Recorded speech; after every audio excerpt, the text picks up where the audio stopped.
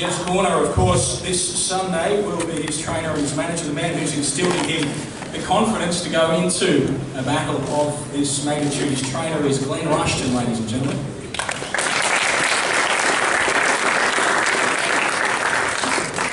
Glenn, fair to say you're a fairly scientific boxing trainer. I heard you giving a specific percentage as to how likely it was that Jeff would stop Manny Pacquiao come Sunday.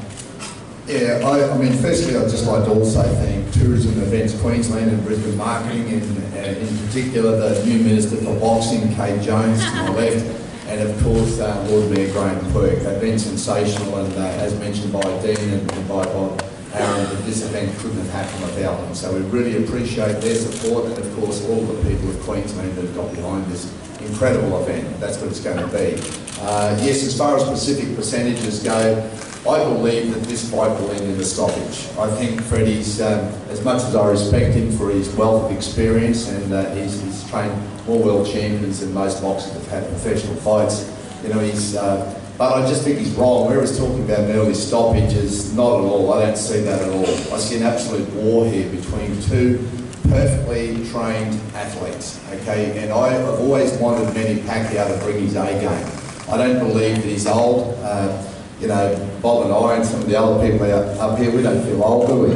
Okay, so as Bob said, it's just a number. So, you know, I don't believe that. I think we're hitting Manny Pacquiao still at his prime. I haven't seen any great drop at all. Yes, he's managed his risk a little bit more since I think that stunning KO by Marquez, and that would do that to anybody. So the fact that he's come back from that speaks volumes to the man, okay, to come back from such a horrendous KO. But I see this going deep.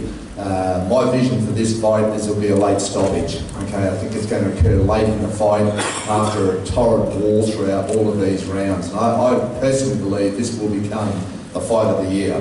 I do think Freddie and many are probably underestimating Jeff, even though I know they say they're not. And of course, he's too experienced not to prepare properly. But I do think when they get out there, it's going to be so different. Randall Bailey, as an example, he said to me at the press conference there, he said, when I hit Jeff, it's all over. And I said, no, Randall, when you hit Jeff, it's just going to begin.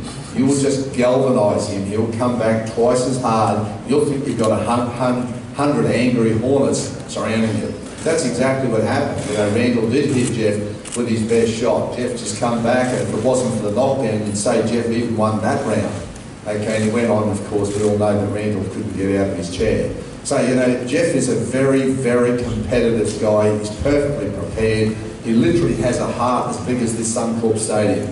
He has got the toughest chin I've ever seen on anybody, and he's technically incredibly good. So this fight, Jeff can fight at all ranges. I think this will become Manny's toughest fight. He doesn't know that yet, but I think he's going to experience this when he gets into this fight. He's going to look across and he's going to see a true warrior in front of him. And he's going to realise he's in for the fight of his life. I hope he's prepared for it. We're prepared for it. We've trained as hard as we've ever trained for this fight. So we're ready for war. And again, we really look forward to the fight. We appreciate everybody getting behind this, and I do believe this is going to be one of those, I wish I was there, okay? And I think everybody will remember being here at this magnificent event.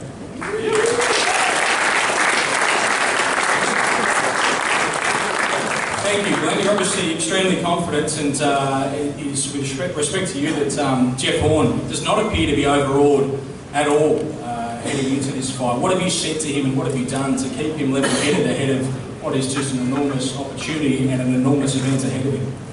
Well, firstly, as I've said to Jeff, we stay in the moment. We stay centred. After all, as great as Manny is, and we really respect him, he's just a man. Okay, he's just a man. He can't hit Jeff with a right experience or a left legend or anything like that, or his record.